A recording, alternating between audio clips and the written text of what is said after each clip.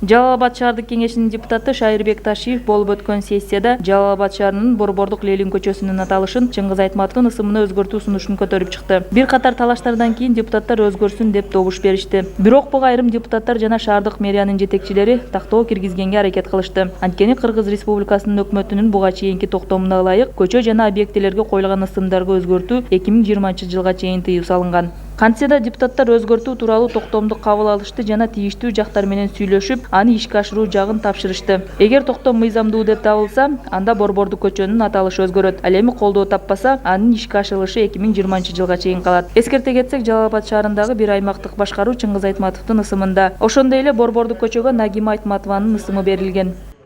Биз бүгүн Жалал Абад шаардык кеңешинин депутаттары Чыңгыз Айтматовдун 90 жылдыгына карата биздин эң чоң шаарыбызда эң чоң көчө болгон Ленин көчөсүнү Чыңгыз Айтматов атындагы көчө деп ыйгардык да.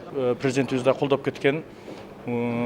Ар бир шаарларда, айыл өкмөттөрдө, райондордо чоң кең анан кийин центральный борбордук көчөлөрдүн атыны Чыңгыз Айтматов көчөсү кылып коюңуздар, мүмкүнчүлүк болсо деп айтканда. Мына бүгүн шаардык кеңештин сессиясында биздеги Ленин көчөсүн, Чыңгыз Айтматовдун көчөсүн ыйгаруу боюнча шаардык кеңештин депутаттары демилге кылып шаардык кеңеште чечим кабыл алышты. Өкмөттүн токтому бар, аты бар көчөлөргө жаңы ысымды ыйгаруу боюнча убактылуу чектөө мораторий бар.